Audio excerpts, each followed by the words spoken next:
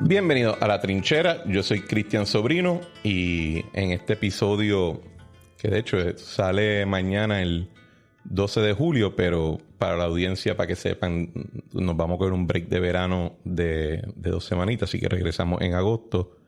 Hoy me acompaña una figura que yo creo que le ha estado apareciendo a mucha gente en su timeline en redes sociales y que me interesaba hablar con él. Le explico ahora después por qué en particular quería hablar con él. El señor Ray Cruz, directito desde Florida. Ray, bienvenido. Gracias, Cristian. Gracias por la oportunidad de estar aquí en La Trinchera. Me gusta estar en La Trinchera y qué honor, porque siempre estaba viendo tu podcast y pues estar aquí es como algo que ya yo estaba viendo hace tiempo y que había dicho algún día me gustaría estar ahí hablando con Cristian Sobrino. Es retante entrevistarse contigo, pero está bien. No te preocupes, pero el día que te ganaste la invitación, quiero que sepas que fue cuando los otros días hiciste un video, creo que fue en Instagram, montándosela a Jonathan LeBron por la lectura que él hizo de unos pasajes bíblicos y tú le hiciste un video tripeando diciendo, sí, pastor, y yo dije, ok, cualquier persona que pueda hacer ese tipo de montársela a Jonathan de esa manera se merece una buena conversación por lo menos. Mira para allá. Es que me encanta siempre, me encanta combinar el humor con las noticias. Y quizás es verdad porque es de la base donde yo vengo en el entretenimiento, donde fueron mis inicios en radio. ¿Dónde fue que tú comenzaste? Porque yo creo que obviamente pues, a veces actuamos como que la gente que vemos en estos asuntos llevan ahí toda la vida, pero ¿dónde fue que tú comenzaste en esto de los medios? Porque tú estabas antes en Puerto Rico y después te vas a Florida como tal. Sí, mira, yo comienzo en los medios en mi ciudad de Ponce. Allí fue que yo comencé primero a hacer intervenciones en radio, en FM. Trabajaba en la madrugada, en el turno que nadie quería hacer, pero luego, después de haber estado ahí, yo sabía que yo no iba a poder estudiar comunicaciones en San Juan porque yo vivía en Ponce y en Ponce no habían programas de comunicaciones. Entonces, a mis 18 años, yo decido que yo quería trabajar en emisoras de noticias para aprender de toda esa gente. Entonces, los grandes periodistas que escribían para EFE, Prensa Asociada, que hacían todas sus noticias, fueron los que se convirtieron en maestros míos, sin ellos saberlo, sin ellos saber que yo estaba allí, porque yo los había identificado y yo quería aprender de ellos. Luego, entonces, más adelante, cuando yo entro ya en San Juan, que se me da mi primera oportunidad en Z93, pues sucedió algo allí bien, bien grande que yo pensaba que me iban a despedir porque yo había hecho una pequeña broma, una pequeña maldad, estando yo de madrugada. Yo recuerdo que yo le dije al locutor de la emisora de al lado, le dije, mira, nosotros estamos aquí y el dueño de esta emisora no sabe quiénes somos nosotros porque entramos a las 12:30, salimos a las 5:30 de la mañana, él está durmiendo. Entonces yo hago una pequeña maldad, me hago algo en la radio ahí un poco que no. ¿Pero qué fue lo que hiciste? Pues dije que había visto el chupacabra.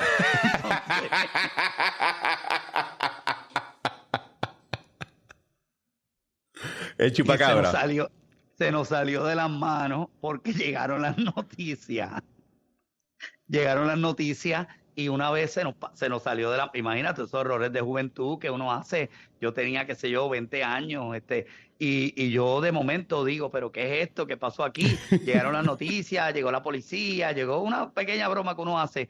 Y al otro día, el gerente de la emisora me manda a llamar y manda a llamar al otro locutor y el otro locutor me tiró al medio. Y cuando yo llegué allí, yo puse mi cara seria, no, yo vi el chupacabra, era así. Y él para no perder el trabajo. Y él me dijo, ¿tú te crees que yo soy tonto? No usó la palabra tonto, pero dijo, claro. ¿Tú te crees que el chupacabra no existe? El chupacabra no existe. Y me dijo, pero tú eres bueno Ok. y yo quiero que tú produzcas el show de Moon Shadow. Entonces, de Diablo, eso, momento, eso fue way yo, back. yo de ser el locutor de la madrugada, el que nadie escuchaba, me convierto en el productor de Moon Shadow, empiezo a producir ese programa. Me fue tan bien que al año la mega estación me estaba ofreciendo para yo producir el programa de la tarde. Estuve con ellos, hicimos personajes, la lengua del chisme, televisión, todas estas cosas. Me fue tan bien que al año Gangster y Funky Joe me estaban contratando para yo producir con ellos el Bayou. Ok. Me fue tan, al año y medio ya yo estaba con Marcano produciendo en el Super Show. Después de eso yo fui a Filadelfia. Me fue tan bien en cuestión de 5 años que yo estando en Filadelfia, entonces después se me da la oportunidad de regresar a Puerto Rico nuevamente. Pero todo fue gracias al Chupacabra. Por inventarte que hayas visto el chupacabra. Sí. ¿Alguna vez admitiste que no hayas visto el chupacabra o eso es primicia de este programa? Esto es primicia. Eso es primicia. Esto es primicia aquí. La vez que yo vi el chupacabra, esto es primicia. Fíjate, antes de hacer la entrevista sabía que esto iba a venir. No es algo en lo que yo me siento orgulloso. Yo sí le dije a mi jefe en aquel momento que yo no era verdad, que yo no había visto el chupacabra. No es algo que yo me siento orgulloso de decir, pero en los errores de juventud, pues pasó. Y de momento, pues eso me catapultó porque él dijo, oye, esta persona fue suficientemente creativo y pues me dio esa oportunidad para yo producir ese programa. Voy a ver si encuentro algún video en YouTube de tú describiendo el chupacabra. Sí, no. Yo no sé si a lo mejor en Noticentro 4, que fue el que apareció con un camarógrafo allí, yo cuando vi las noticias el otro día, yo dije, anda, pero me acordé también de Chemo, que Chemo había buscado el Chemo Soto, chupacabra ¿verdad? y Sí. Marcano, así que yo no he sido el único que he buscado el chupacabra. Es más, yo todavía a esta altura pienso, aunque no lo haya visto, que sí el chupacabra existe y que hay gente que ha marcado ciertas mordidas en los animales que no son Tú normales. sabes que ahora que tú me dices eso, yo me recuerdo el chupacabra era una obsesión cuando yo era chiquito. Nosotros en la escuela, en mi salón, teníamos un mapa donde se apuntaban donde habían ocurrido eventos del chupacabra. Hasta que después como que se fue del Sí. mainstream, ¿verdad? Se paró de discutir. Después el chupacabra apareció en México y apareció Sí, pues en ese mapa, apareció eh, Ray eh, Cruz. la estrellita en Z93 fui yo. ¿Y cuándo es que tú llegas al mundo de las noticias como tal? Bueno, estando en Filadelfia, yo era animador de un programa de comedia ya y de entretenimiento, y entonces me hacen un ofrecimiento para Noti1. Yo voy en una Navidad, fue en 2001, acababa de ocurrir en Estados Unidos lo de las Torres Gemelas, estaba la economía bien inestable, no se sabía qué iba a pasar y me ofrecen para Noti1. Yo voy a Noti1 y en esa primera entrevista, ellos me entrevistan a mí como director de imagen. Ellos no me tenían considerado para yo dirigir a Noti1, sino como director de imagen porque ellos habían visto cómo yo trabajo la imagen de un medio y cómo específicamente voy cambiando el caparazón de un medio de noticias. Y entonces cuando yo voy a esa entrevista, que yo no sabía exactamente para qué me estaban llevando, yo comencé y me solté y empecé a hacer un análisis de las cosas que yo entendía que no estaban funcionando en Noti1 y lo empiezo a hacer. Y en aquel tiempo, el consultor de Noti1, que era David Gleason, que estaba allí, y Pedro Javier González, que hoy está en iHeartRadio, dicen, oye, olvidámonos de este hombre para producir imagen, este es el que debe dirigir Noti1. Ok. Cuando me hacen el ofrecimiento, era menos de la mitad de lo que yo me ganaba en Filadelfia, pero yo tomo la decisión de irme a Puerto Rico porque era importante el que yo me convirtiera en director de un medio de noticias. Y pues, Noti1 tuvo un éxito, los 7 años que yo estuve allí, fue número uno en 3 meses de yo llegar, se colocó de la emisora de noticias número 5, de 5 emisoras que había en aquel tiempo, se convirtió en número uno. Era un Dream Team, Falú, Ferdinand Mercado, Dávila Colón, Carmen Jovet. O sea, había un equipo que era difícil ganarle en aquel momento a Noti1. Bueno, ese lineup todavía continúa, ¿verdad? Dávila volvió. Ujú. Carmen lleva mucho tiempo con el programa. Ferdinand tiene pelota dura también. Falú, no me recuerdo si Sí, en aquel, Falú en aquel tiempo era Ferdinand solo. Mercado, Ah, Ferdinand Mercado. que había sido secretario Sí, el de SILA, el secretario de Estado, ¿no? sí, que yo me acuerdo cuando yo pelaba tanto a Ferdinand y a Sila, que cuando yo llamé a Ferdinand, él dijo, Ray Cruz, y yo, sí, es que quiero que hagas un programa con nosotros. Él mismo no se lo podía creer, pues, oye, yo tenía que reconocer que él tenía una habilidad increíble. Y yo creo que la gente, o sea, si te vas a meter en política y ser jefe de agencia es estar en política, Ujú. tú tienes que ponerte coraza y entender que muchas veces pues, no es personal, ¿verdad? Es parte de la política se ha convertido en el original reality show y tú eres parte del entretenimiento, desafortunadamente, para bien o para mal. La alternativa es que no haya ningún tipo de medio de política, pero o que te demanden fácilmente como en Inglaterra, que no necesariamente estaría en contra, pero cuando tú estabas allí, ¿es que Dávila comienza en Noti1 o él ya había llegado? Mira, él estaba 2 veces por semana, 2 veces por semana él estaba allí. De hecho, cuando Dávila Colón entra a las 5 de la tarde, él no le ganaba a, a Fuego Cruzado, que estaba en Radio Radio Isla, sí. Isla, todo esto. Yo creo que antes era Supercadena, él no le ganaba a esto, pero nosotros empezamos a identificar cuál era el problema que estaba teniendo, que no era de contenido, era de largo de sintonía. Entonces, se le hacen unos ajustes al programa de Dávila Colón que a veces tiene que ver con el reloj, con cuándo tú te vas a pausa, cuándo regresas. Toda esta ciencia se le hacen estos ajustes y Dávila Colón no solamente se coloca número uno, es que se colocó número uno por encima de las FM. Yo te digo una cosa, no ha habido otro bloque tan fuerte y tan sólido como ese que tenía Luis Dávila Colón a las 5 de la tarde en ese momento, incluso la mañana, pues nosotros una semana antes ya íbamos preparando cuál iba a ser el escándalo que íbamos a sacar el próximo lunes. O sea, nosotros teníamos todas las noticias adelantadas.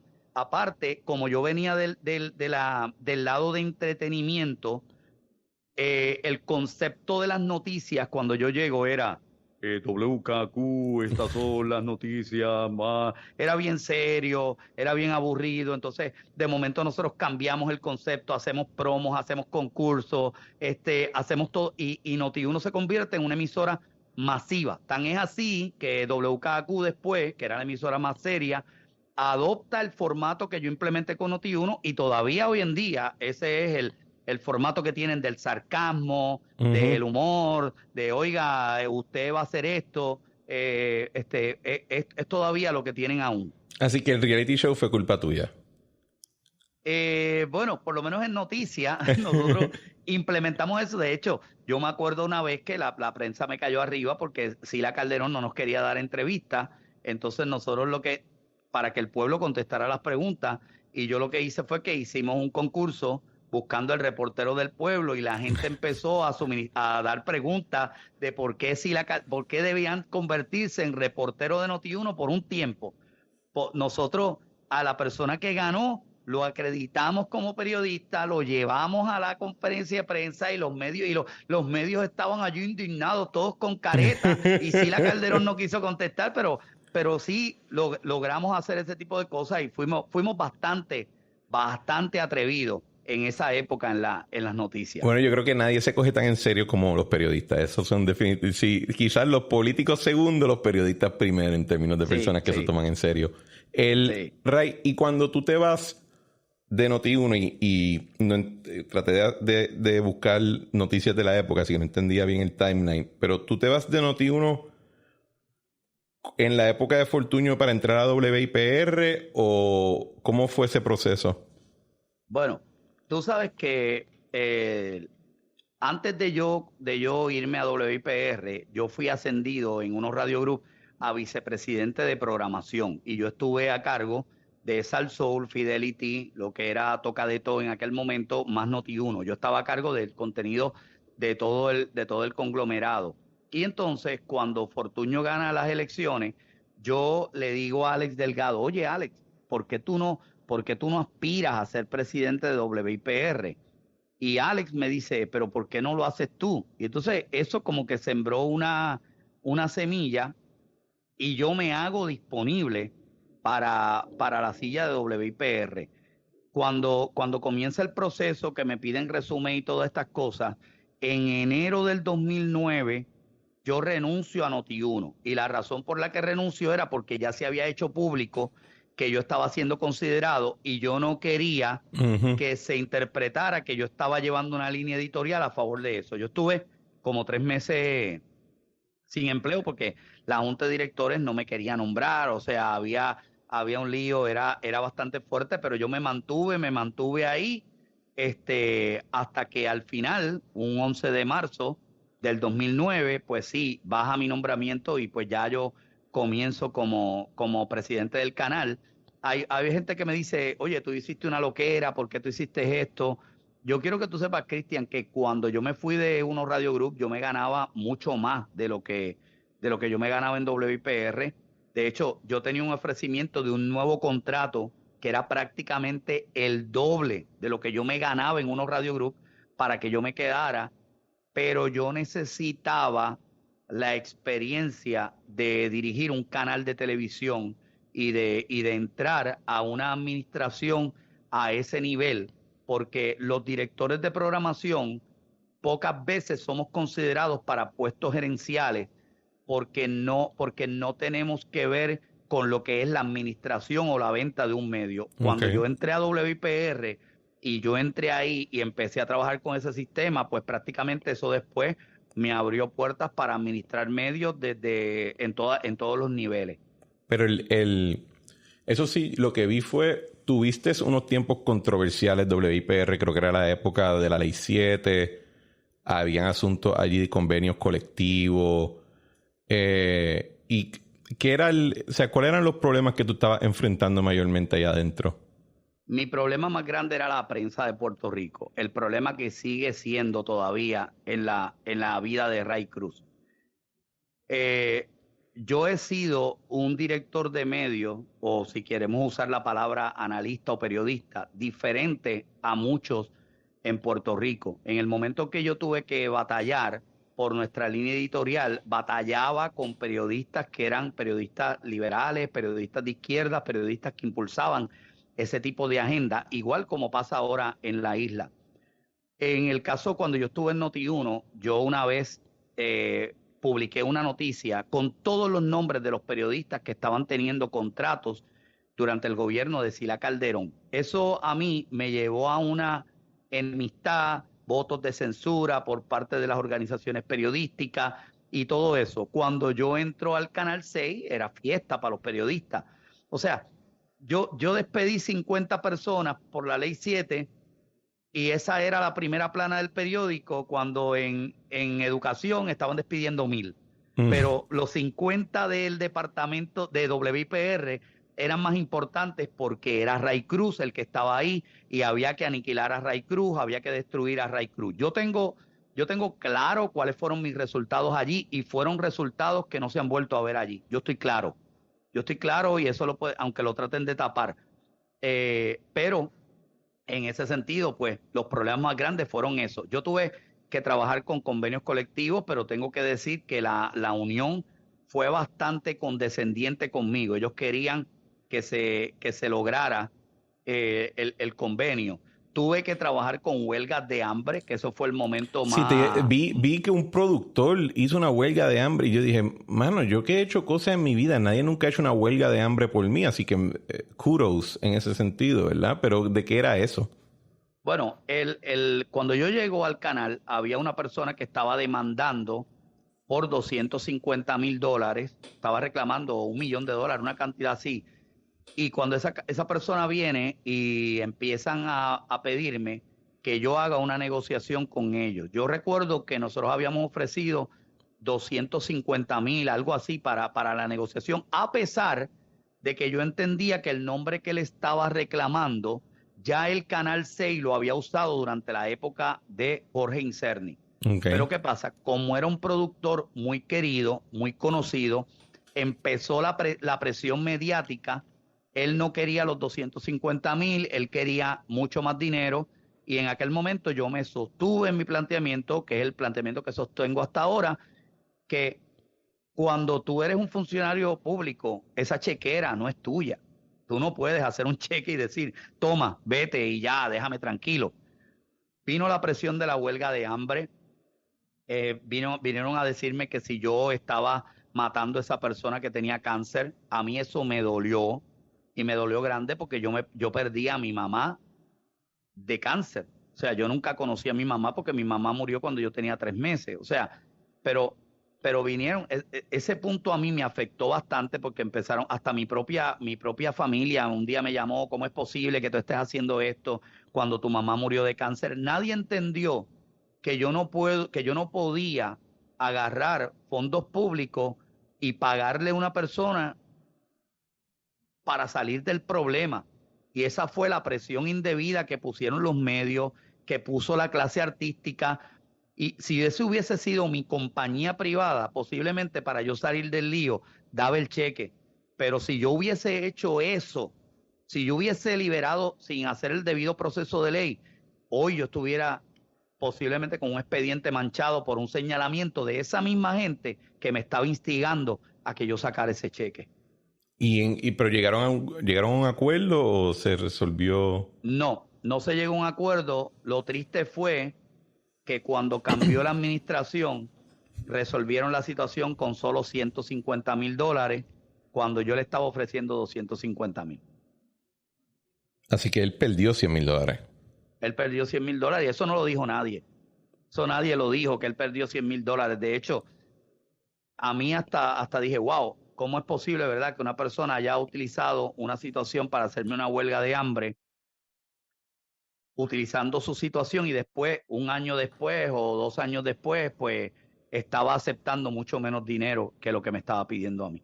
Te tengo Pero que decir, nada, te tengo que decir que eso es chocante, la idea de que, y si yo busco, y de hecho ayer cuando estaba buscando varias noticias vi lo de la huelga de hambre, y yo, a mí, y por eso te digo que nunca había escuchado un caso como ese, pues todavía lo encuentro bastante particular, no, pero no encontré de que se había transado por menos dinero después. bueno, hubo una agenda en contra mía grande, de los medios, de la clase artística, o parte de la clase artística. Hubo muchos que me apoyaban, pero hubo una agenda grande. De hecho, por eso es que ahora tú ves, cuando hay muchos partidos que han terminado de cambiar sus ideales para irse con esa corriente, es porque algunos han tenido que sucumbir a esas presiones que vienen de los medios. Yo, en mi caso, me sostuve en lo que yo creía. Podría ser que yo estaba equivocado.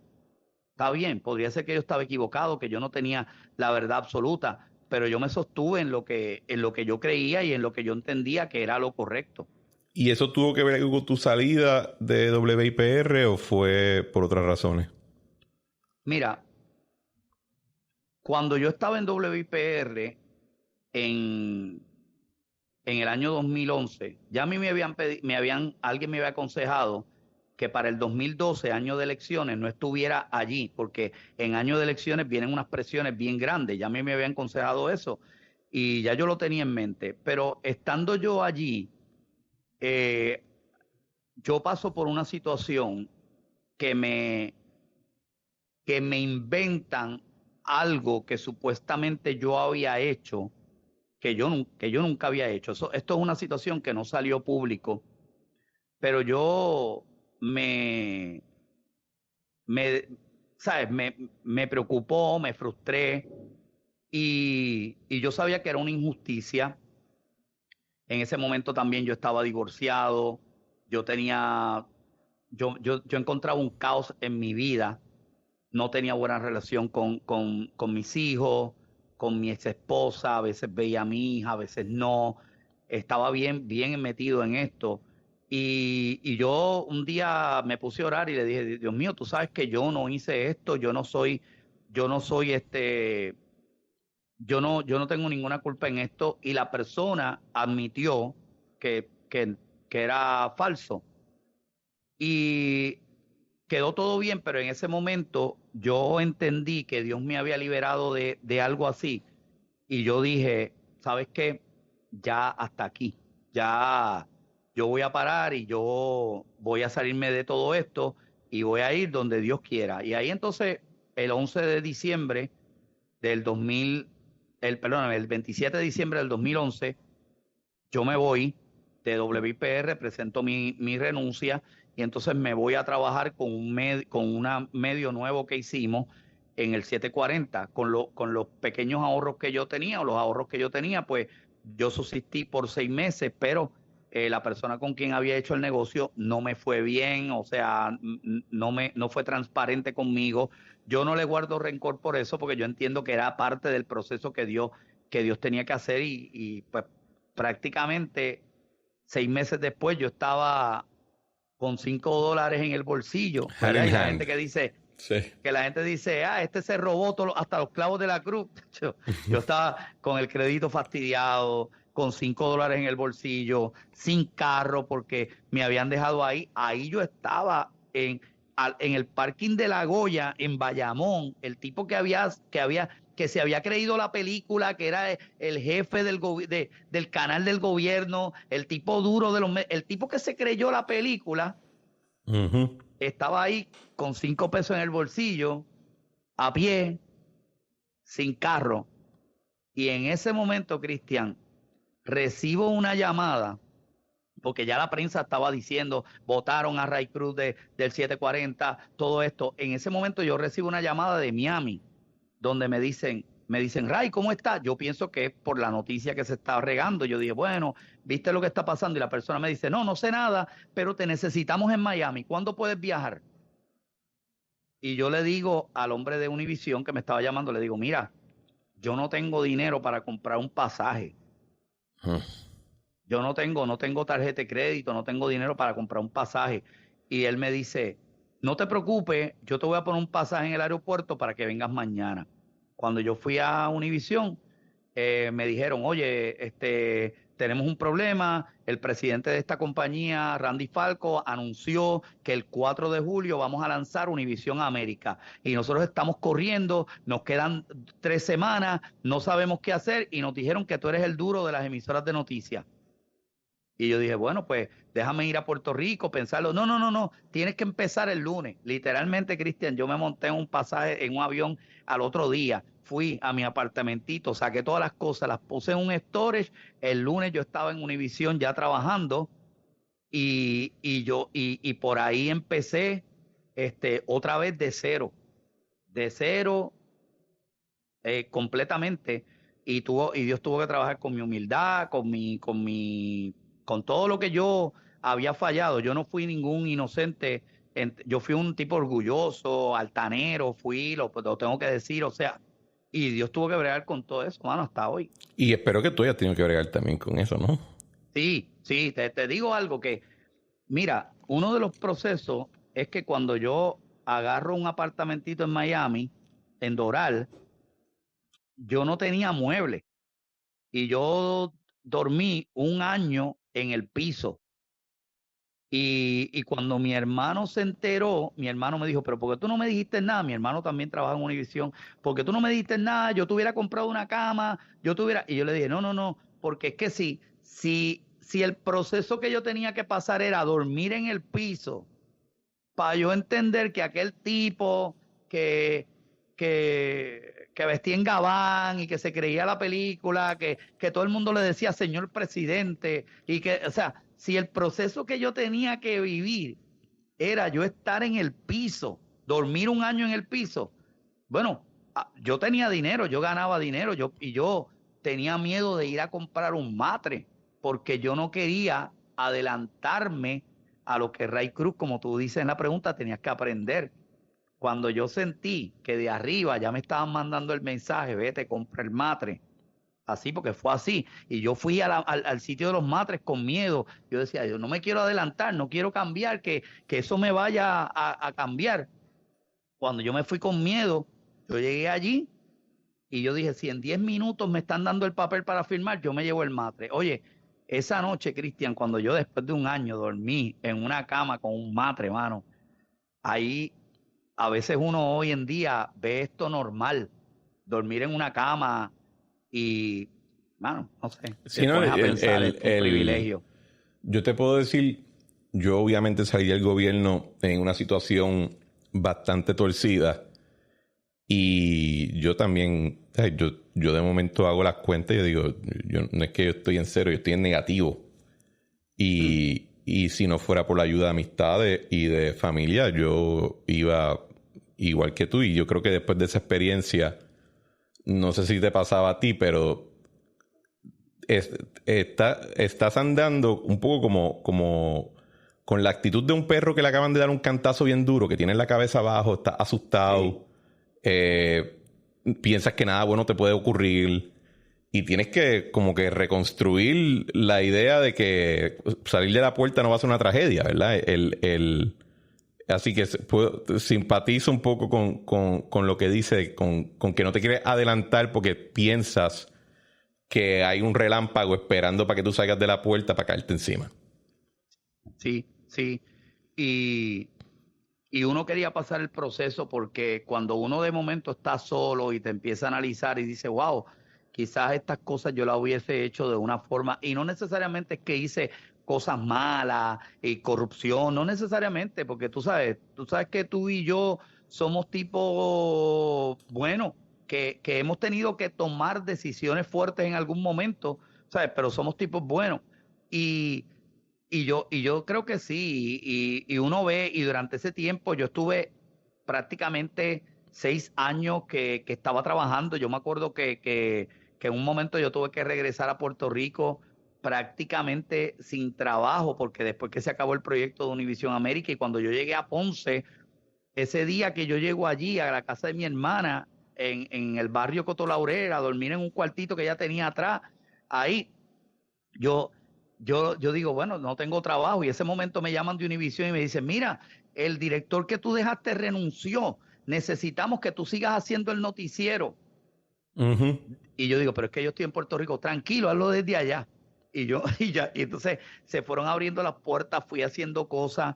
Después me tocó regresar a Orlando. Cuando yo regresé a Orlando, establecerme, yo no tenía, ya yo terminé ese trabajo Univisión, ya no tenía trabajo y me voy y me alquilo un cuarto en una casa de una familia que yo no conocía, o sea, y me alquilo por $200 un cuarto y yo salía, oye, eso fue el otro día, eso fue en el 2014, tú sabes, y yo Háblame alquilo, de esa experiencia, porque yo creo que es increíble como hablamos tanto de la diáspora, la diáspora, la diáspora, y no estamos hablando de la experiencia actual que mucha gente tiene cuando se muda para allá. Hay gente que uno habla con ellos, se fueron, ¿sabes? Con un plan bastante sólido económicamente, así que para ellos es como Disney, pero hay gente que se está yendo, o sea, yo tengo amistades que se fueron a Florida así, o sea, no sabían a dónde iban y llegaban a buscar cómo volver a montarse y les va bien, pero ¿qué es lo que tú ves que están enfrentando los puertorriqueños mudándose para allá? ¿Es de verdad maná del cielo o hay struggle? no, no, primero que Florida está en el momento más caro, este es el momento más costoso de Florida en términos de las viviendas también. O sea, aquí hubo una demanda tanto de personas que se mudaron para acá que la gente abusó, los dueños de casas de alquiler abusaron, los complejos de apartamentos, community rental, ¿verdad? Aprovecharon de todo esto. Y aquí hay gente que duerme en carros en el estacionamiento de Walmart. O sea, tú vas allí al estacionamiento de Walmart y tú ves carros y tú te vas por los sitios y cuando tú ves un carro lleno de cosas adentro, de ropa y todo, tú te das cuenta que esa persona duerme allí. Y esas cosas, y tú los ves y tú dices, no es que son homeless, no son deambulantes, tienen sus trabajos, tienen los niños que los llevan a la escuela, pero no le da lo que están cobrando, no les da. Y pues lamentablemente todos hemos tenido que vivir. Yo tuve que vivir eso y montarme en la guagua de la guagua pública y llegar al trabajo y virar y todo eso. O sea, no somos los únicos. Hay gente que incluso que tiene buenos trabajos, pero tiene que estar día a día. Florida es caro. Florida tampoco no es que tenga, por lo menos Florida Central, un gran desarrollo económico. Florida es tan turístico que los trabajos mayormente son de turismo, hoteles, Disney, y son trabajos que tampoco no generan grandes cantidades. No es como, por ejemplo, el tú vivir en Texas, que en Texas pues hay otro tipo de compañías, hay otro tipo de cosas, pero para la diáspora es bien difícil y lo único que yo entiendo que importa en este momento para los políticos es el voto que representa a los puertorriqueños, pero no hay un plan para ayudar a las familias puertorriqueñas, no lo hay. Y están entrando cuando llegan, es que tienen familia de allí, se tratan de establecer con la familia y es un proceso. ¿Cómo es esa bienvenida que reciben? Bueno, la mayoría es porque tienen que estar con familia. Van con familia, van con amistades, se quedan un tiempo. El problema es que cuando empiezan a ver que no es tan fácil conseguir los trabajos o que los tipos de trabajo que hay son en lugares de restaurantes, de comida rápida, o lo que sea, ahí se les hace un poco más complicado. Una de las cosas que ocurre cuando tú ves a estas personas que ya viven fuera de sus casas es que una vez se salieron de las casas de los familiares, se independizaron, van a un lugar, pero cuando llegan a este lugar se dan cuenta que ya no pueden pagar esto y terminan siendo desalojados, terminan fuera de sus casas. Algunos han tenido que irse, que sus padres venir para acá para ayudarlos con sus pensiones o con lo que sea, pero eso se está dando mucho, se está dando mucha vivienda multifamiliar, personas que están viviendo dos familias en una misma casa. Sí, y te lo preguntaba porque es que uno escucha unos cuentos que después yo no veo reseñados allá en noticias. O sea, hablamos de los que se van, pero no hablamos de lo que encuentran. Hablamos de los que les va súper bien, pero no les hablamos de los que están de verdad luchando en esas circunstancias. Y lo he escuchado y son... Y qué bueno que les va bien a algunos, pero hay otros que de verdad están enfrentando unos retos bien pesados allí y no sé si la gente cuando se monta en el avión entiende para lo que se están apuntando. Bueno, lo que pasa es que hay gente que entiende y dice, bueno, pues yo me voy para allá, la situación está difícil allá, pero entonces ponen en balanza dónde está más difícil. Si Uh-huh. está más difícil en Puerto Rico o si está más difícil en Florida. Muchos terminan mudándose a Texas, están mudándose a Carolina del Norte, Carolina del Sur, a Georgia. Yo he conocido mucha gente que entró como un punto de escala, haciendo escala en Orlando, en Florida, están aquí, de momento terminan en otros estados, en Tennessee, en Memphis, Tennessee, ¿verdad? Terminan en Alabama, que conozco mucha gente, en Texas, sobre todo. Texas está siendo el lugar donde más gente de Florida se está yendo, y Georgia. Y pues lamentablemente terminan en esto. Sí hay un punto importante que es que a nivel de escuela, pues la educación, las escuelas son buenas, y yo creo que si Puerto Rico mejorara ese sistema, el sistema de las escuelas, posiblemente mucha gente estuviera regresando a Puerto Rico de los que están aquí en masa. Porque Totalmente. una vez tú pruebas el sistema de educación aquí, es bien difícil, perdonando la expresión, tú sacar un niño de la escuela de arte de Davenport para llevártelo a la escuela del barrio Sabanetas en Ponce. Es verdad. Y yo creo que lo comentaba en el programa en otras ocasiones, pero o sea, el fracaso del sistema educativo de Puerto Rico es no solamente el fracaso ya educativo, es también un fracaso económico porque le estás poniendo, no solamente reduciéndole las oportunidades a los estudiantes, los papás que entonces se ven obligados a gastar en tutoría, en cuido, en escuela privada, es un tax sobre su propio progreso como familia. Y con todos estos revoluciones que yo he estado viendo esta semana de lo del nombramiento de la secretaria de Educación, ahí me choca porque yo que fui a escuela privada toda la vida, que vi el beneficio que era tener una buena escuela y de lo recibir una educación, me choca que no sea, o sea, que no estemos peleando por contratología, por puestos, por quién es fulano, mengano, y no estamos viendo el asunto en general. Pero volviendo ¿verdad? A tu trayectoria, Ray, ¿cómo se da esta vaina de que llegas a Orlando y ahora montas este producto que se llama Generación News, que, Ok. que está, o sea, lo veo, está, mi amigo Derek tiene un programa en una estación digital, tiene casi 400,000 followers en el Facebook, tiene una buena audiencia, o sea, ¿de dónde sale esto?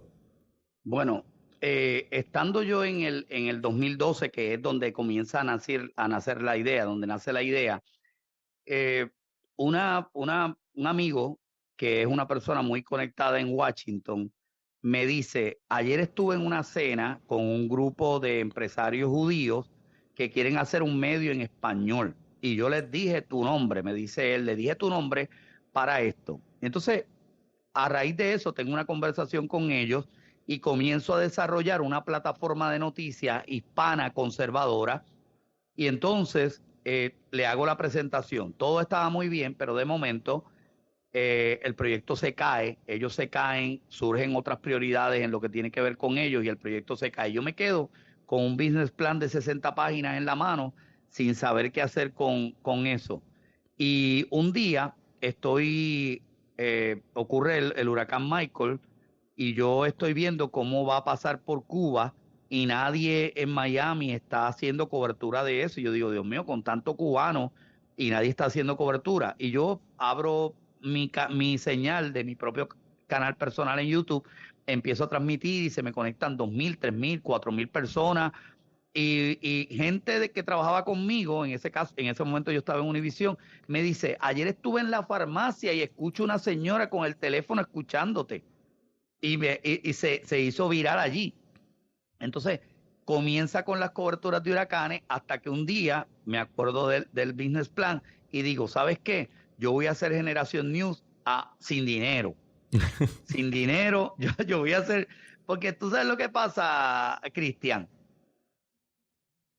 El activo más grande que tiene cualquier empresa no es el dinero, es lo que tú sabes, es tu conocimiento. O sea, tú puedes tener una empresa con mucho dinero sin tu conocimiento y no sirve. O puedes tener una empresa con poco dinero, con el conocimiento que nosotros tenemos y de momento se convierte en algo grande.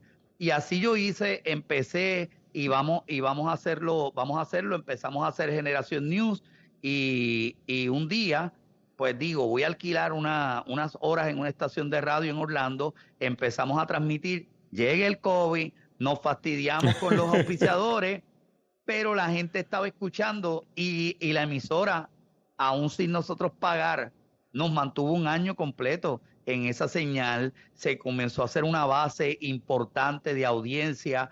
De momento llega Tiva TV en Puerto Rico y me dice, yo quiero transmitir esto. Ahora llega Liberty, que también le interesa. Yo quiero transmitir esto. Llega un canal de Tampa, una emisora de Jacksonville. Entonces nosotros empezamos sin recursos económicos a hacer algo que es prácticamente desde cero, sin ningún recurso económico, pero yo entendí que después que tengo un celular, una camarita, una computadora, todo lo ¿Y demás es magia. de dónde sale el nombre de Generación? Pues mira, yo estoy pensando de hacer una nueva generación en noticias. La palabra generación es una palabra que no pierde vigencia. No importa el tiempo que vaya pasando, siempre va a haber una generación nueva. No pierde vigencia. Entonces, veo la combinación de hacer generación news, una palabra en español con una palabra en inglés, para en términos de venta, de auspicio, que nos ayude con cierto mercado que le quiere llegar a los hispanos, pero no habla español. Y entonces le incluyo también la palabra noticias y hago esta combinación de noticias y news al final con la palabra generación. El nombre nosotros después lo logramos registrar en el trademark. Han habido algunas personas que han usado ese nombre en Facebook y al nosotros tener esa registración, nosotros hacemos complaint y rápido Ujú. lo sacan y eso ha mantenido que nosotros estemos fuertes en la búsqueda. ¿Y de dónde estás sacando el talento? Por ejemplo, ¿de dónde aparece Derek? ¿De dónde aparece... hay uno que tiene, dice, una obra de la derecha o algo así. Manny Mulet, Sí. El de el deporte. Floridiano, de Raúl Pagán. ¿De dónde aparecen estas Pues, personas?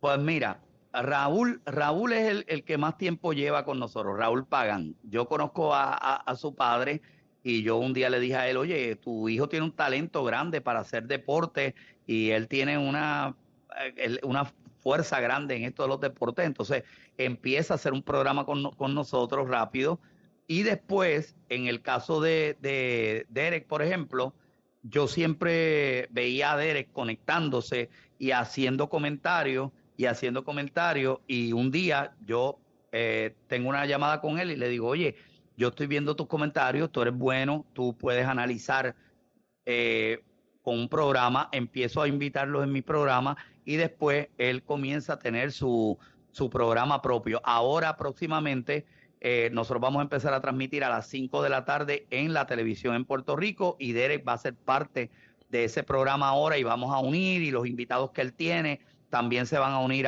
al programa de las 5 para irnos a través de la televisión en Puerto En qué Rico canal? completo. ¿En qué Va canal? a ser en el canal de TIVA TV, el 8, Ujú. en Liberty se va a ver el canal 26 y en Claro TV el canal 27.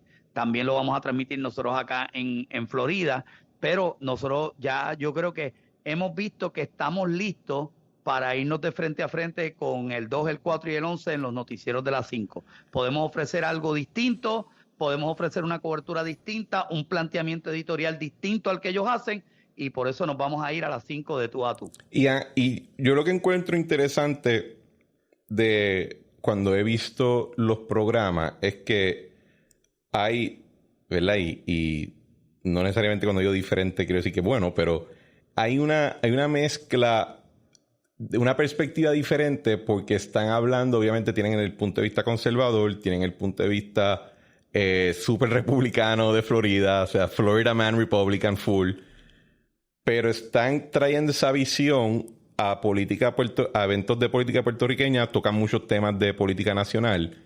Y creo que ahí es que ha habido, esa es la parte que más me interesa y la parte con la cual más también tengo problemas, porque yo no creo que es adaptable la visión política de allá afuera a la política local, porque los hechos no, they don't stack up de la misma manera, ¿verdad? Las consideraciones no se acumulan de la misma manera. Y creo que han venido muchos los problemas que tú has tenido acá con alguna gente, ¿verdad? En el sentido de que estás aplicando esa perspectiva de allá a la política de acá. Y antes de entrar en lo específico, me interesa si eso es a propósito, si tú piensas que es necesario, si ves lo que digo que es un problema de tú traer esa perspectiva a los sucesos de acá. Bueno, tiene que serlo y tenemos que obligar al país a que entre en estas perspectivas. Número uno, porque nosotros aspiramos a ser Estado y no podemos ser un Estado desconectado de la realidad de los 50 estados. Si Puerto Rico no se conecta con esas realidades, si Puerto Rico no se conecta con el dinero que se está mandando a Ucrania, con lo que está pasando en la frontera, Puerto Rico va a ser como Hawái, que es un país que no importa, nadie habla de Hawái. Aquí nadie habla de que, oye, ¿qué pasa en Hawái? Pueden estar pasando cosas y construyendo en las playas. Nadie habla de eso. La gente habla de lo que está pasando en Texas, de lo que está pasando en Nebraska, lo que está pasando en New York.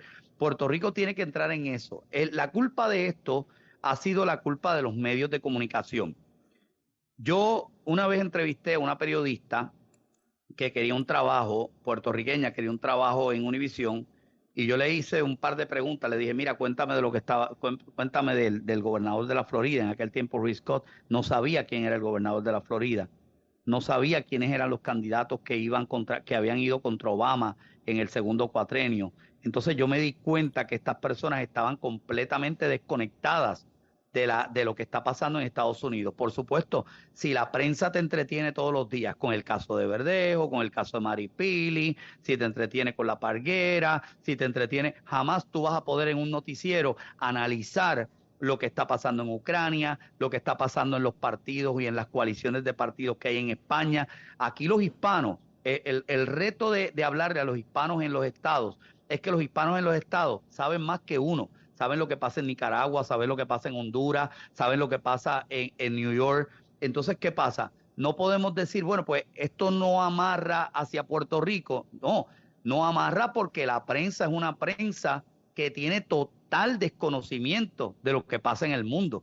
Si tú sacas voy a decirlo así directamente, si tú sacas a Jay Fonseca de Puerto Rico, se pierde. Porque lo único que pueden hablar, o digo Jay, pero puedo mencionar a cualquier otro, lo único que pueden hablar es particularmente de los hechos que pasan a 4 cuadras alrededor de ellos. Pero yo creo que en el caso de Jay, creo que es más... Se entiende lo que dices. Tú dices que las circunstancias de los medios de Puerto Rico coge a sus talentos y los encajona tanto en Puerto Rico que pues no miran más allá. Creo que algunos de ellos tratan. Yo creo que Jay por lo menos en algunas cosas trata. No en todas, pero en algunas. Pero a lo que iba que era problemático es, por ejemplo, tú sacaste un video que decía que que era como una carta en video que tú le haces a los políticos de Florida republicanos que le dice: Puerto Rico no se puede hacer Estado porque es muy demócrata. Y tú acabas de decir, bueno, si queremos que Puerto Rico sea Estado, se tiene que integrar de esta manera. Pero simultáneamente tú dices, no, si Puerto Rico debe ser un Estado solamente si tiene esta política. Si no, pues all bets are off. Y hasta cierto punto creo que mucha gente se sintió acá que simpatizan contigo, Ray, que tú estabas... Ahora que tú subiste en la escalera, la levantaste detrás de ti y dijiste, bueno, ahora ustedes se quedan allá y yo me quedo acá. Y esa es porque el proyecto de estadidad para Puerto Rico no puede estar contingente a un solo tiempo político particular de los Estados Unidos, ¿verdad? La idea es que esto es una conversación de 100, 500 años, no es para que se resuelva en las próximas elecciones del 2024. Bueno, mira, la preocupación con la carta que yo envié, si no hubiese tenido ningún efecto, todo el mundo hubiese ignorado la carta. Lo que pasa es que la carta llegó a donde tenía que llegar. La carta tuvo el efecto que tenía que llegar. En el caso de Puerto Rico, para Puerto Rico ser Estado, la decisión empieza primero en el Congreso de Estados Unidos y empieza con los políticos de Estados Unidos. Nosotros como votantes también podemos decir, oye, este país le ha tumbado la cabeza a todo lo que huela a conservadurismo y hasta tanto eso no se abre el diálogo a los conservadores dentro del proceso de estatus, no se le debe tener consideración. Fíjate qué fácil.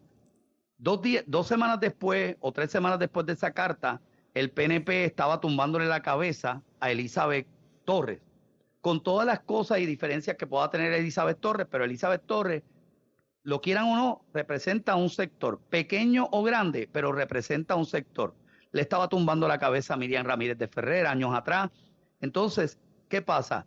El PNP tiene que definirse en este momento si es un partido liberal o un partido moderado o un partido conservador. Lo triste es que no puede pretender que los conservadores apoyemos a un país que no tiene ningún indicio que en los próximos 20 o 25 años va a tener líderes conservadores, porque por lo menos dentro de la política pública no los hay. Todos los que hay conservadores están fuera del país. Pues del país no, están fuera de los partidos, me refiero, están fuera de los partidos. Pero en Puerto Rico,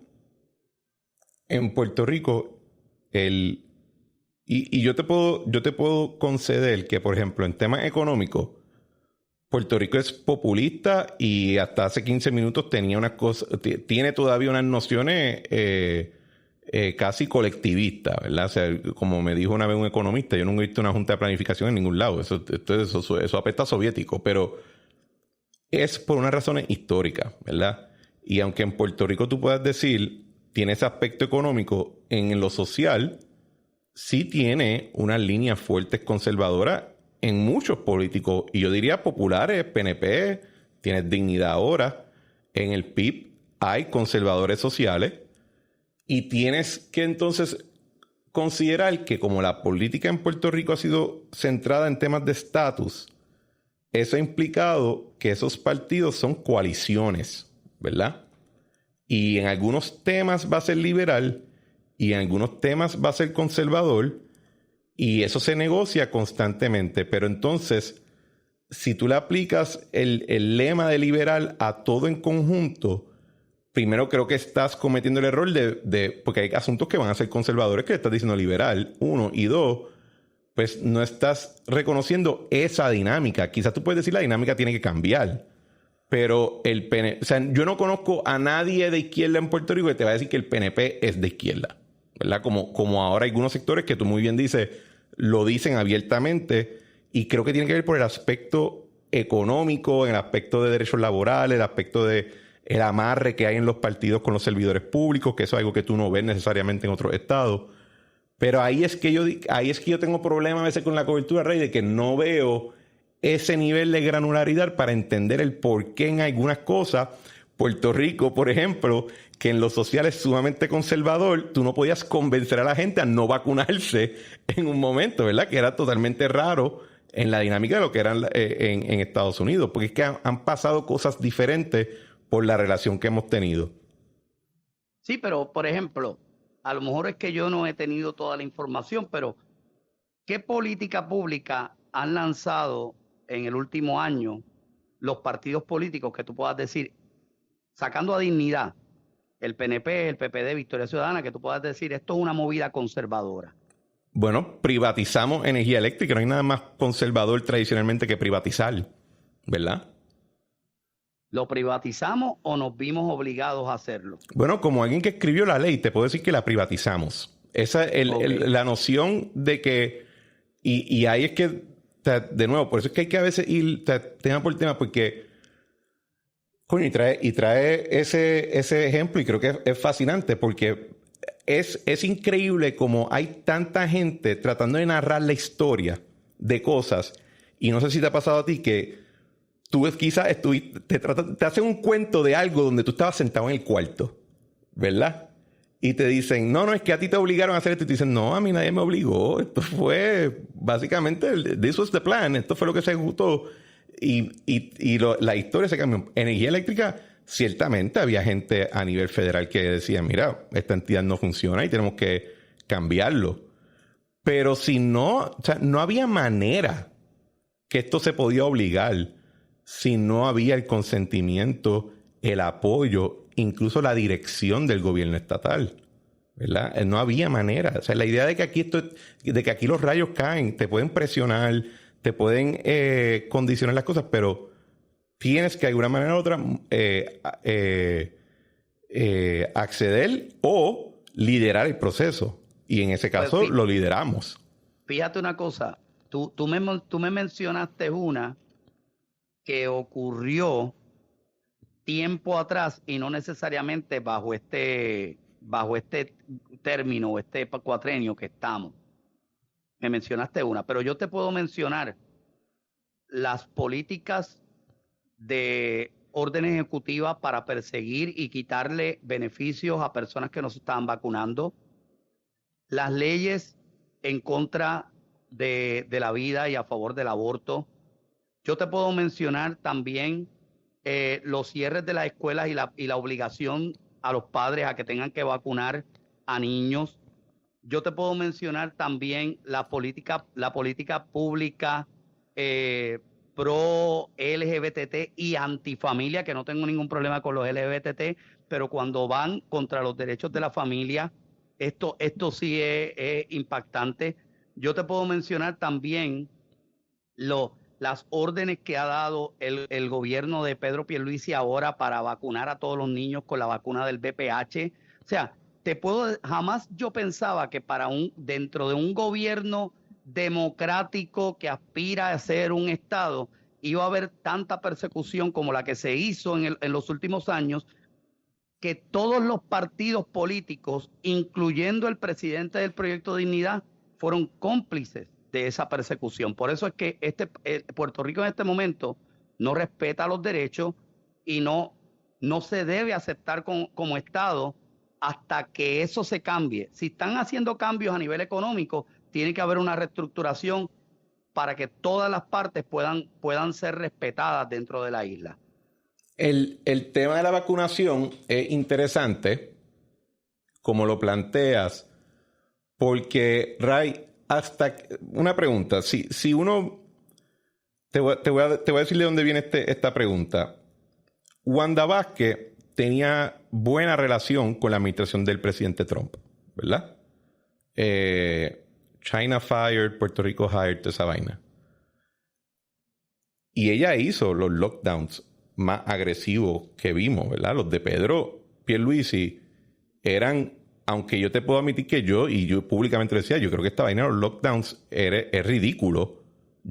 Mi posición era pro vacuna, anti lockdown. Esa era mi visión personal, ¿verdad? Pero si Donald Trump ganaba la reelección y la vacuna salía, que fue producto de su programa de Warp Speed, si salía bajo su reelección y su gobernanza, no veríamos el tema de la vacuna, la resistencia a la vacuna, ¿no vendría quizás de la izquierda y no de la derecha?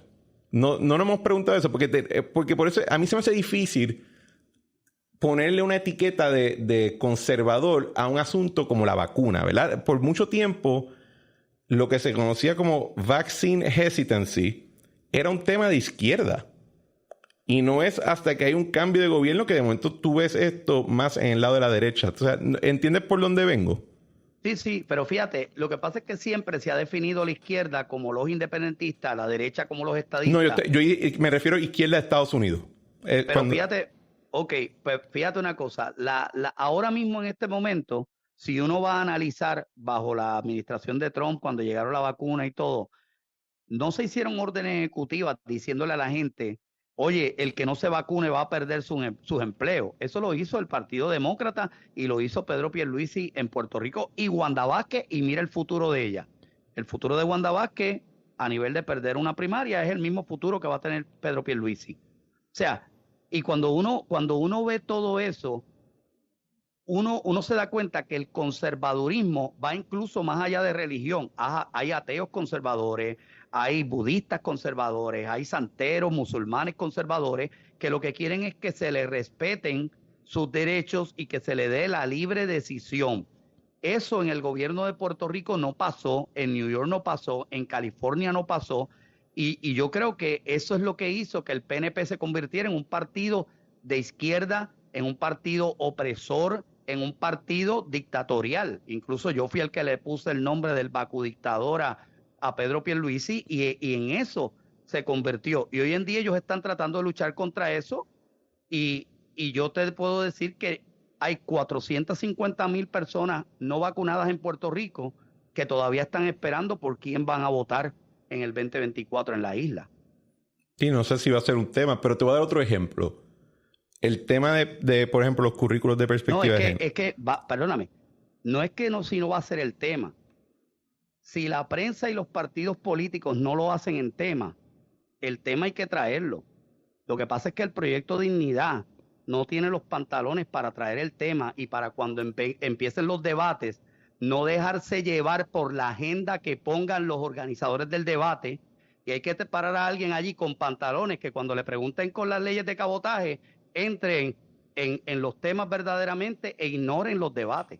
Eso es un planteamiento interesante, si no fuera porque dentro de Dignidad también hay gente que estaban a favor de los mandatos de vacuna. Por eso es que te digo que los partidos en Puerto Rico están obligados a montar coaliciones puramente locales, ¿verdad? Y te voy a dar otro ejemplo. El tema de perspectiva de género, ¿verdad? Que salió... ha salido recientemente porque se está cambiando el secretario de Educación y es un tema que surge mucho. Ese currículo o ese material que se quiere incluir no se ha hecho en parte por resistencia de política local, ¿verdad? No es algo que se ha podido, porque en cada tema hay una conversación y entonces hasta cierto punto yo lo que veo es que a veces los que miran desde afuera por el meramente ver la conversación, piensan que algo se ejecutó y no fue así, se discutió. O sea, en Florida esto ha sido un tema muy álgido, pero yo no me atrevería a decir que porque hay una discusión en Florida, ¿verdad? Ron DeSantis es alguien de izquierda. Yo simplemente veo que hay un debate sobre el tema. Pero fíjate, el tema de la perspectiva de género no se ha implementado porque el pueblo se ha levantado en contra. No Claro. porque el PPD esté en contra, no porque el PIB, ni Victoria Ciudadana, ni el PNP esté en contra. Todos están a favor. El problema es que los partidos políticos van en una dirección y el pueblo va en otra. Bueno, Rey, pero Ese es el hay problema. políticos PNP y políticos populares que están en contra y cuando como tú muy bien dices, la gente se levanta, exclama que no le gusta la idea, ellos son los que median esa oposición, ¿verdad? Porque están respondiendo a esa presión política. Así que Yo no los veo. bueno, pero están ahí, se ven cuando se ven los debates, se ven las discusiones. Yo no los veo. Yo veo más a Tomás Rivera Chat peleando por lo que dice Eliezer Molina que por lo que él dice que son sus principios. Y Winston Churchill decía que hay gente que cambia de partido para no irse en contra de sus principios y hay quienes cambian de principios para no irse en contra del partido. Pero si Tommy Eso saca, es lo que está pasando. Tommy saca un Buenos Días Puerto Rico de estos temas cada 3 días casi. O sea, está ahí, Ray, eso es lo que me digo, que hay... No. Lleva una semana desde que le estamos metiendo presión porque ha dejado de eso. O sea, cuando le empezamos a meter presión y grupos de derecha empezaron a meterle presión con el website LGBTT, ahí Tommy salió.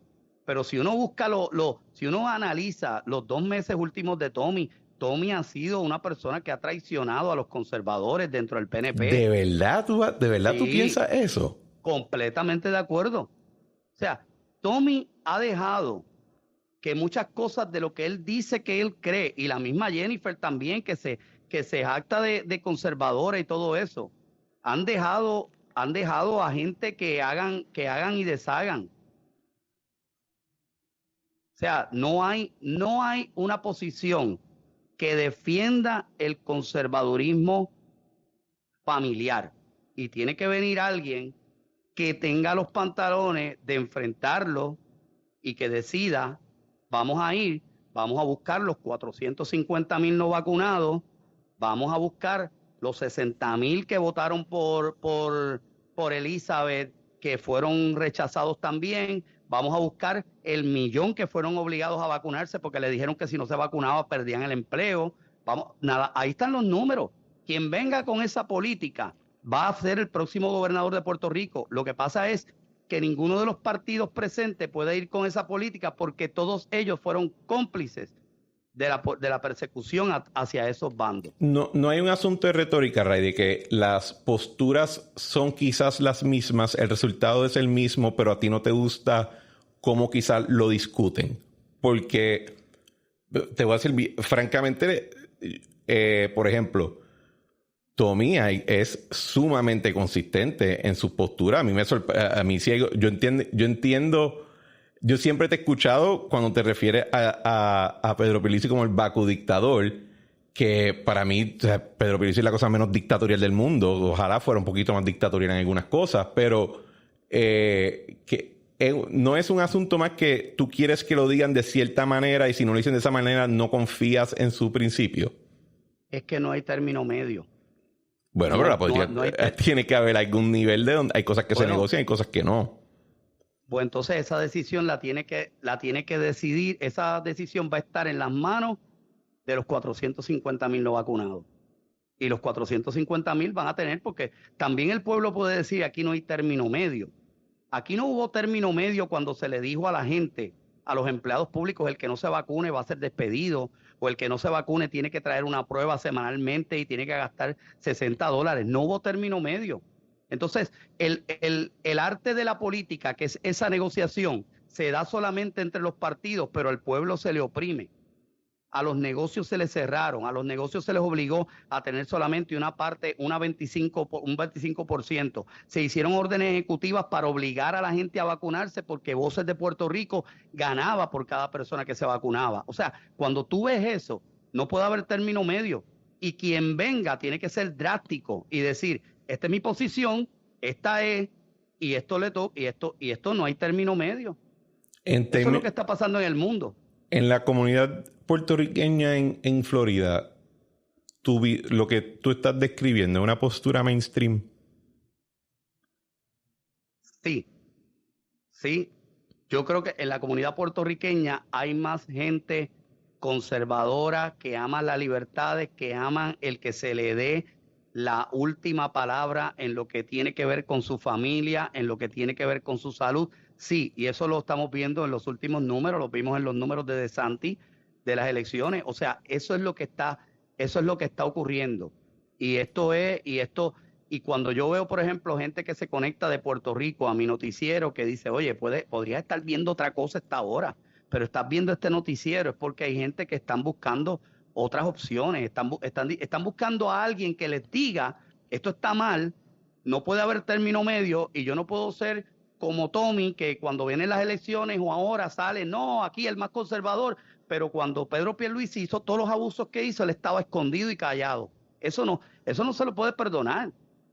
Bueno, eso lo puede discutir él, pero la razón que te hago la pregunta es porque, ¿verdad? Excepto algunos casos, muchos de esos puertorriqueños que se van para allá, pues su software se lo instalaron acá, y si tienen esa sensibilidad conservadora es porque también la tienen acá.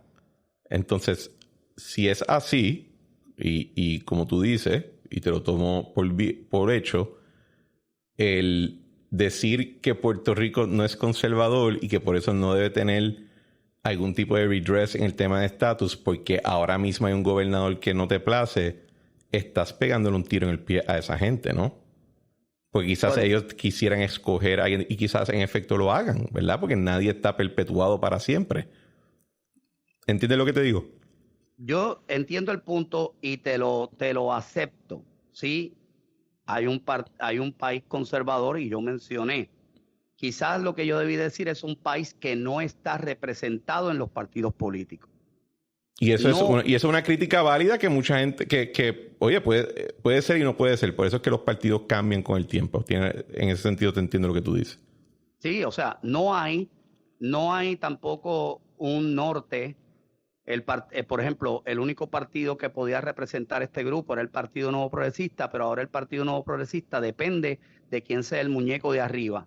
Si es Fortuño es conservador, si es Pierluisi es liberal, si es Jennifer va a ser medio, y no se puede tener así. O sea, se tiene que buscar en algún momento un movimiento político, un nuevo partido conservador que reúna, no importa si gana elecciones o pierde, pero que sea un partido ideológico que dice, esto es lo que nosotros defendemos, esto es lo que vamos a llevar a las elecciones, sin importar si el mensaje que estamos llevando nos puede buscar enemigos electores o si nos puede buscar aliados. Yo entiendo que un partido verdaderamente conservador, si se forma, va a ser el partido que va a gobernar a Puerto Rico en las próximas elecciones. ¿Tú siempre pensaste así o ha sido algo que has desarrollado por tu experiencia allá? Porque, como hablamos ahorita, ¿verdad? Al principio del programa, tú estuviste en la administración de Fortuño. Creo que, me corría si estoy mal, tú eras tradicionalmente considerado estadista, ¿verdad?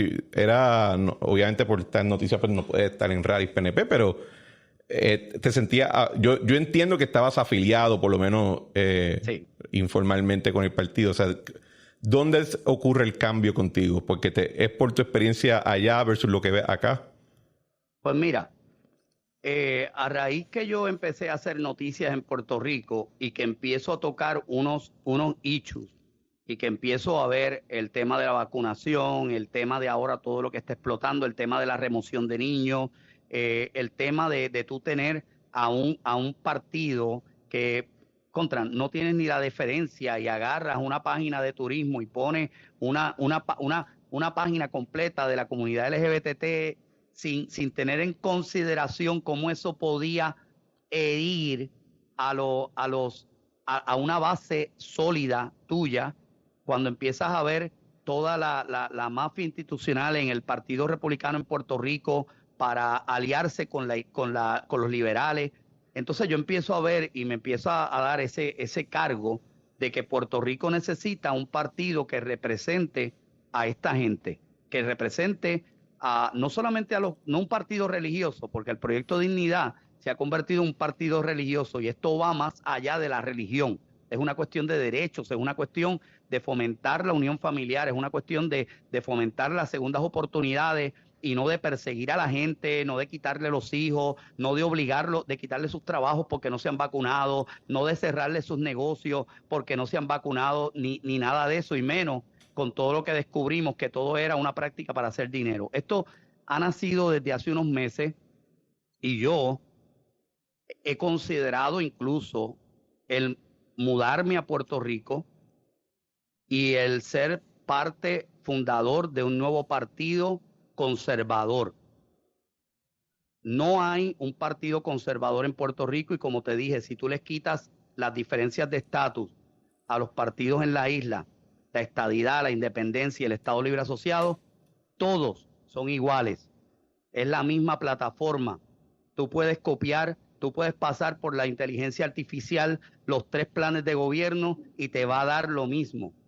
Sin embargo, se necesita alguien, se necesita algún partido que venga y que verdaderamente represente esas libertades y que represente ese sector que fue perseguido y abandonado. Fíjate el punto que en la legislatura hicieron vistas públicas para los efectos de la vacuna. El PNP no fue, Victoria Ciudadana no fue, el Partido Popular no fue. Es que nadie va a las vistas en la legislatura ya, desafortunadamente. Bueno, pero ¿sabes qué pasa? Que un gobernador que ganó con 427,000 votos ya está en 454,000 menos con los no vacunados que están allá afuera. Y tú puedes estar seguro que cuando aparezca un partido que los represente, no van a votar por ningún otro. En términos de... Pero, o sea, perdóname, estoy tratando de recalibrar la pregunta. O sea, el asunto, ¿tu cambio de visión ha sido más reciente o es algo que ya llevaba trabajándose desde que llegaste allá en el 2014-2015? Y no sé si, por ejemplo, los muchachos de PPP y yo hemos tenido esta discusión desde que empezó este programa, de que hay temas de allá que los traemos acá. Y eso pasa tanto a nivel de conservadores como de liberales, ¿verdad? En Puerto Rico, el tema de gentrification no se tocaba hasta de momento ahora, que también es un tema allá, ¿verdad? Y tiene que ver con que muchos de esos grupos activistas están recibiendo su funding de grupos de allá. Y en qué medida, ¿verdad? Porque, Ray, esto puede caer en grifting bien fácil. Que de momento, pues, voy a montar en Puerto Rico este aparato que va a hacer eco de las posturas que están hot a nivel de allá afuera. Y de ahí uno puede entrar a un gravy train de lo más chévere, como han hecho algunos grupos. O sea, ¿estás importando esa perspectiva a la isla o es una reflexión tuya de lo que está pasando acá? La perspectiva fue importada y los gobiernos PNP decidieron implementarla. O sea, por ejemplo, el otro día yo le pregunto a Quique Cruz cuándo empezó el ciclo liberal y él me dijo, bueno, con Ricardo Rosselló, que le prometió unas cosas a la iglesia y después hizo todo lo contrario. Entonces, cuando vienes a ver, la perspectiva puede llegar, pero el poder es del gobierno de si esa perspectiva la va también a ser parte de la política pública o no.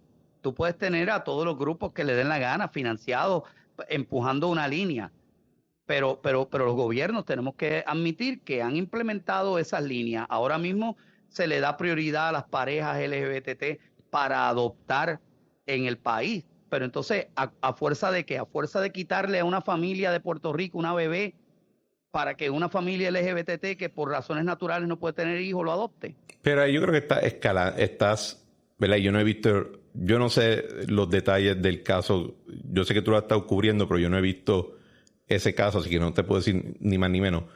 Pero francamente, Ray, decir que Pedro Pierluisi está quitándole hijos a parejas heterosexuales para dárselas a parejas gay, it's very out there, my friend. O sea, me choca la conciencia muchísimo decir eso. A mí también.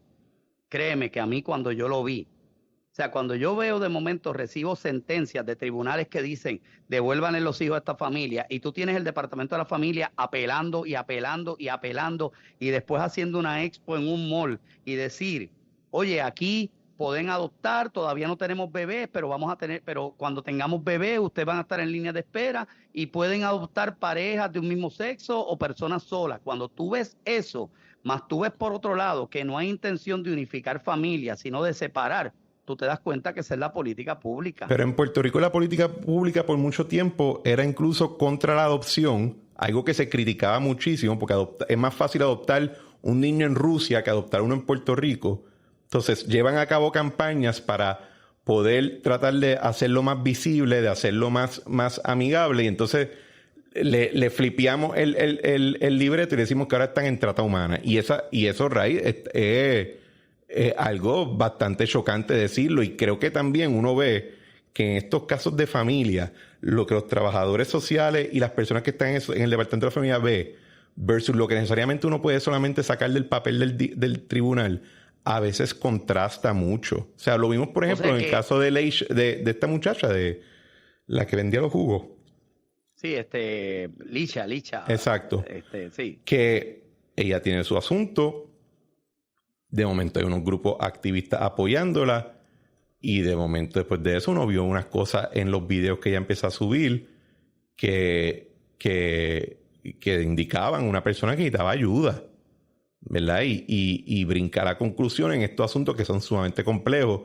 Y no te estoy diciendo que no hay casos que se salen de la órbita, ¿verdad? Porque eso sería ridículo decir eso, ¿verdad? Siempre va a haber un caso donde la burocracia quizás perdió la onda, perdió la brújula y se están haciendo las cosas mal.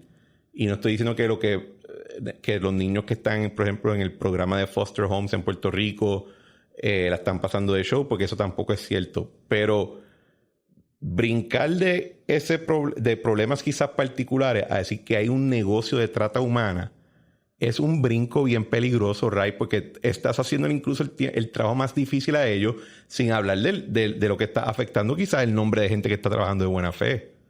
Bueno, no hay nadie que esté trabajando de buena fe en el Departamento de la Familia a nivel de la oficina regional de San Juan o oficina central. Porque cuando tú tienes una sentencia de una juez poniendo por escrito las declaraciones de los trabajadores sociales, de los peritos, diciendo que no hubo maltrato, y aún así la directora o la secretaria de la familia decide llevar en alzada el caso y seguir, sabiendo que esos padres no tienen $3,000 para seguir defendiendo, si tarde o temprano se van a rendir y van a terminar entregando el niño. Eso no está bien. Y lo peor es que todo lo que yo digo se hace público, y cuando tú tienes al propio gobernador incluyendo ignorando los planteamientos, quizás por no darle foro a Ray Cruz o por no admitir que estoy viendo lo de Ray Cruz, eso es trata humana. Y tú puedes decir... No, trata humana es vender seres humanos. Eso es trata humana, ¿verdad? No responderte dinero a ti no es trata humana. Trata humana es sacarle dinero. Vamos a empezar con el primer caso de trata humana. Un bufete de abogados que gana haciendo apelaciones y alargando un proceso, está utilizando un niño para sacar un beneficio económico. Un hogar sustituto que sigue ganando dinero cada mes, que ese niño esté allí y el Departamento de la Familia esté alargando el proceso para que ese hogar tenga dinero, eso es trata humana. Cuando hay una ganancia económica con la decisión de un niño, no tiene que ser vendido para sexo, no tiene que ser vendido. Trata humana puede ser hasta poner menores a trabajar, todo eso puede ser trata humana. Hay grupos sacando beneficio económico, incluso gestores de adopción que hacen las gestiones en el departamento, que están sacando dinero y lo están haciendo con los niños. Eso es trata humana y eso está ocurriendo en el gobierno de Puerto Rico. Bajo esa, y mi problema con decirle trata humana, Ray, es que cuando tú amplías los términos tanto, llega un momento donde pierden su significado y pierden su impacto emocional. Bajo ese mismo concepto, yo te diría, Ray, que los programas de tutoría de niños de escuela pública que no enseñan un carajo, que eso es trata humana. ¿verdad? Porque tienen un andamiaje de entidades que algunas de ellas no hacen un pepino o no hacen un pepino efectivo, sacan un fracatán de dinero y el nene incluso estuvo en su posesión en términos del lugar donde estaban haciendo esas tutorías y le sacaron chavo. Y ahí yo te pusiera, pues, trata humana. La trata humana es algo bien específico. Y creo que, de hecho, hay una película ahora bien que la están promocionando por todos lados. Sound of Freedom. Que es con pero la decisión de estar en eso es trata tutoría, humana, Ray. Eso es tú coger a una persona y secuestrarla, restringirle su libertad, venderla, literalmente vender a la persona, su posesión. Eso es trata humana.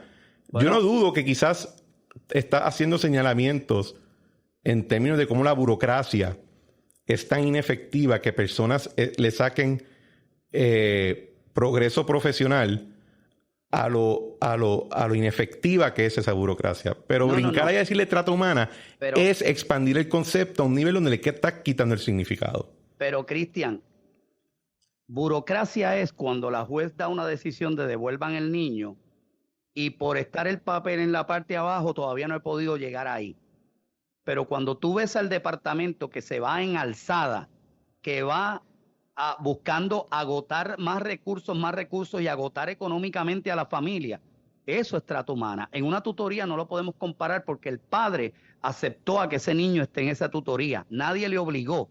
En el caso de estos niños, el departamento de la familia quita a los niños, se mueve, los remueve, no se los permite ver y toma posesión de ese niño y decide el futuro y cada paso que hay con ese niño. O sea, que un departamento de la familia no respete una sentencia y que no respete los peritos y siga insistiendo, sabiendo que eso le está pasando, Cristian, a padres pobres que no tienen $500 para pagar un abogado, que no tienen $1,000, $2,000, $3,000, que no hay un servicios legales que digan ahora mismo yo te voy a representar en eso. No lo hay. Eso le está pasando a ellos. ¿Y cómo es posible que una familia de Florida se haya mudado a Puerto Rico para que su niña, cuando naciera, su hija tuviera cuidado de su madre, de su abuela, y de momento cuando llega a Puerto Rico le pase esta pesadilla y que el gobierno le interesa más otras cosas que buscar esto? O sea, la única forma, y vuelvo y digo, la única forma de arreglar esto es en las elecciones. Bueno, pero en eso podemos estar de acuerdo de que definitivamente en las elecciones se arreglan muchas cosas. Ray, estoy llegando ya a la marca de lo que había separado. No creo que podemos concluir la discusión, pero podemos por lo menos continuarla en otro lugar. ¿En dónde pueden la audiencia ver tanto tu programa como el de los muchachos de tu metaverso? Mira, el metaverso de Ray Cruz se llama Noticias. De hecho, así se va a llamar este episodio, el metaverso de Ray Cruz. Muy bien. Se llama Noticias Generación News. Noticias Generación News. Ahí puede conseguir tanto a Manny Mulet, a Derek Negrón, a Raúl Pagán, al pastor Julio Vientos. O sea, con todos los programas que tienen, ahí los pueden tener todos los analistas también que tenemos con nosotros. Para nosotros sería un honor que usted vaya a generacionnews.com y se convierta en seguidor de esta página. Y si mucha parte de mi audiencia está en Florida, ¿ellos la pueden escuchar por radio o por televisión allá? Mira, nosotros estamos en las plataformas de Roku, de Apple TV, estamos también en Google TV, y los que están en Jacksonville nos pueden sintonizar por el 19.1, igual también en Tampa. Bueno, tremendo. Ray, gracias por venir al programa y por tener una discusión álgida, pero muy, muy honesta muy conmigo. Bueno, gracias. Definitivamente. Gracias. Bueno, señores, esto ha sido otro episodio de La Trinchera. Como les dije al principio del programa, vamos a coger un brequecito de verano de 2 semanas y volvemos en agosto. Y como siempre, les pedimos que por favor se suscriban en su plataforma de podcast preferida, que dejen reviews positivos en Spotify 5 estrellas, en Apple Podcast 5 estrellas con reviews y palabras lindas. Si son negativas se las pueden reservar. Que compartan el episodio con sus amistades, con sus familiares, hasta con la gente que les caiga un poquito mal. Y como siempre, le damos gracias a Eric Harper por nuestra música Spirit of España y a Claudia Rosario por nuestro arte. Nos vemos en la próxima.